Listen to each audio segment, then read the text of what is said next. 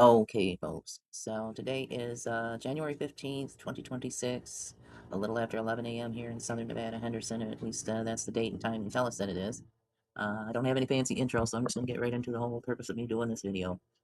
I think it's very interesting that the EPA has just issued this warning, urging people to stay inside across California, Nevada, Oregon, and South Dakota.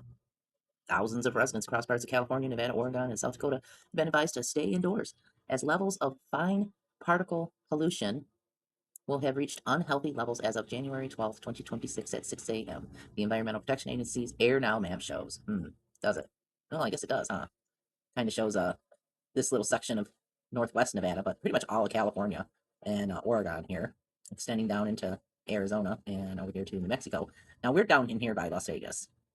And of course, as usual, it always shows some kind of pollution around Las Vegas. We're down in here in Henderson, but I can tell you that our air quality is crappy down here. It's not good. The maps are showing that it's good, but it's not good here in Henderson either, in Southern Nevada. It's just not. And this was published. Let me back it up out of there. Published January 12th, 2026. And the EPA is urging people in sensitive groups, including the elderly, children, and those with certain health conditions, to completely avoid prolonged or intense outdoor activities. Everyone else should reduce their participation in long or intense outdoor pursuits. This is because physical activity causes people to breathe harder and faster, which means the fine particulate matter can penetrate deeper into the lungs if people are exercising outdoors. Yeah, I think it's very interesting. I'm not going to read this entire article, but I am going to go down here to the very end where it says, what causes PM 2.5? What causes particulate matter pollution? They say that it can come from a variety of sources, ranging from wildfires and smokestacks to emissions from vehicles and power or industrial plants. You don't say. It's got nothing to do with, like, any of this, though, right? Doesn't have anything to do with any of this spraying and all of this crap they've been injecting into our upper atmosphere. No, no, no. It's not that. It's emissions from our vehicles and from power and industrial plants and from wildfires and smokestacks, folks. It doesn't have nothing to do with this here. Nothing to see here at all. This doesn't have anything to do with it, right? What I find extra curious about this particular article and this warning from the EPA is that, yeah, we didn't have any, there was no mention of any of this on the news reports or anything. In fact, the meteorologists are just completely avoiding mentioning anything about air quality right now. There wasn't even a mention that this was a thing, you know? And the fact that they the very vague statement here on what causes it doesn't include any of this crap is still very alarming. And it pisses me off. It really does. It pisses me off because I don't think that they think we're stupid. I think they know that a lot of us are onto it and a lot of us are a lot smarter than what they give us credit for. They just don't care. They just simply don't care. They really don't. And this is kind of interesting here as you see the sun off in this direction moving down. You see these little black things popping up, like little puffs of black clouds that pop up once in a while. There's your sundog. I think those are curious too.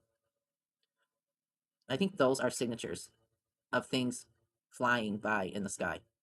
Is what I think those are. I think those are injections as well. And it's just really ridiculous that we can't even get our so-called leaders and legislators to even discuss or even acknowledge the fact that there's still a gag order on meteorologists and they're not allowed to talk about all of this crap that we see in our skies. They're not allowed to talk about geoengineering or weather modification or climateering, climate engineering by the climateers. They're not allowed to talk about it. There's a gag order. Can't even get the so-called leaders, the self-proclaimed leaders, to even acknowledge it. And that's really, really effed up. And another thing that's really, really effed up is that here in Nevada, there are new laws. It just went in effect January 1st, okay? Where insurers are allowed to exclude wildfire protection. I think that's an alarm to me. That's a red flag to me, okay? Under the new state law that took effect January 1st, insurers are explicitly allowed to exclude wildfires from their policies. Assembly Bill 376 permits insurers to also offer property insurance that solely covers wildfires, similar to riders that allow earthquake insurance. So you could purchase additional wildfire insurance, but you're going to pay out the ass for it. And I think that that's very alarming, that as of January 1st of this year, we're not covered for what they call wildfires, okay? Under the change to Chapter 691A of Nevada Revised Statute, a wildfire means an unplanned or uncontrolled fire in an area of combustible vegetation that originated from outside any residential or commercial property. However, the law expressly allows insurers to use a different definition if allowed by the insurance commissioner. I, I think it's bothersome, and it's a red flag. Like I said, because I'm repetitive, I'll say it again. It's a red flag to anyone that lives here in Nevada. I mean, there was a recent one the other day. One person found dead after a large early morning fire in Henderson, and it wasn't too far away from us. It was over here at the Whitney Ranch, little wildlife area here, recreational area, right into here is where it was. And apparently, it was threatening some of these houses. They ended up evacuating some of these houses and stuff. And now we've had wildfires here before in the valley, and they've occurred over here at the wetlands park that they have, blamed transients, homeless people for starting. There's been several fires here, actually. Lots of fires here in the last few years. And now there was just one the other day, right down in this area here, which is kind of like central zone there. And we're down in here in Henderson. They're not too far away. It was a wildfire that wasn't too far away from us. And we've got this area up in here that they have been building up more and more houses in. There is so much housing going up in all of these areas. It's just, they're popping up housing everywhere around us. Thousands of houses being built in this area here. And I just, I think people should be aware, that the new law allows the insurance companies to exclude coverage for what they call wildfires. I'm doing air quotes. You can't see me, but I'm doing air quotes. Wildfires. And while this one here that happened in Whitney, Mesa Park, is still under investigation, they're not really offering up a whole lot of details on what started it, what caused it. That kind of stuff is, we're not privy to that yet. Not until they come up with a good cover story for, what happened. And I just, we've had so many people from California moving here. A lot of people that have lived here for years and years and years, and people who have been lifelong residents here, are starting to call it like Little Cali, Little California here. And we're going to have the same problems that California has always had, and you see this interactive. Pretty much all of California is under an air quality warning, pretty much the entire freaking state. Okay. And it's carrying over into Nevada as well. And if you don't have wildfire insurance, or you don't have fire insurance, you're going to be screwed. And all of this brand new housing they're putting up, all of these people moving here, I guarantee some of these houses that are being built by these big, huge contractors and builders, they're going to be covered. They're going to get paid when shit gets out of hand and out of control and burns shit down. I just it's interesting to me that our local news didn't mention anything about it. Not a freaking peep.